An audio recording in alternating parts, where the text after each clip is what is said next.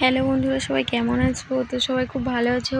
তো আজকে একটা নতুন ব্লগ নিয়ে তোমাদের সঙ্গে শেয়ার করতে চলে এলাম। তো আজকে খুব রোদ্দুর উঠেছে আর গরমও পড়েছে, মানে বাইরে বের হওয়াই যাচ্ছে না। তো আজকে একটা জায়গায় যাচ্ছি, তো চলো তোমরাও যাও। তো এটা মাঠ কি মানে সবুজ হয়ে আছে, খুব সুন্দর লাগছে। আর এই রাস্তাটা হেঁটে যেতে হবে আমাদের রোড পর্যন্ত। তো এই মেশিনটা মানে যে টাইম কলগুলো এখন হচ্ছে ওটা কি মেশিন, আমাদের বাড়িতেও কল বসে গিয়েছে।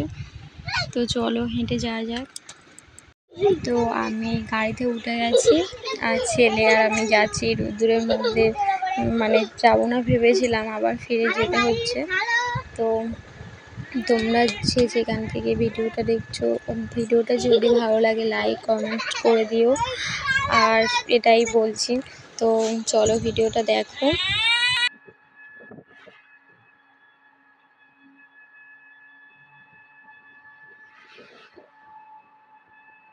তো এই আমাদের স্টেশনে চলে এসেছি, আর স্টেশনে এসেছি, এই ট্রেনেতে আমার ভাই আছে।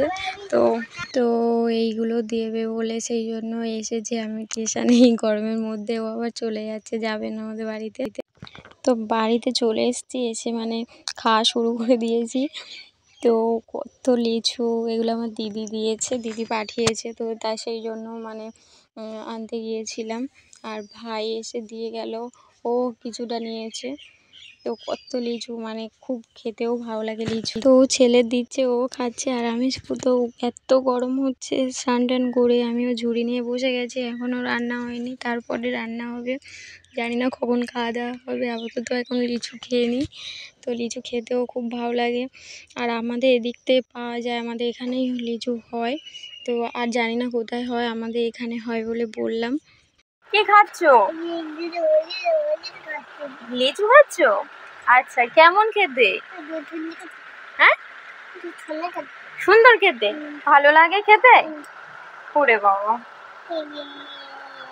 এগুলো সব খেয়ে নেবে? আমাকে একটা দেবে? দাও। না না, আমি খাবো না, তুমি খাও। তুমি না না না না, দানা দিচ্ছ? এ বাবা কি দুষ্টু, দেখ দানা দিচ্ছ। তো এবারে রান্না বান্না করতে চলে এসেছি, আর আজকে তোমাদের দাদাভাই রান্না করবে মান কচু দিয়ে, আর এই মানে সেই চারা বাটা মাছ দিয়ে তরকারি করবে। ও মাছ ভাজছে, ভাতটা হয়ে গেছে আগে।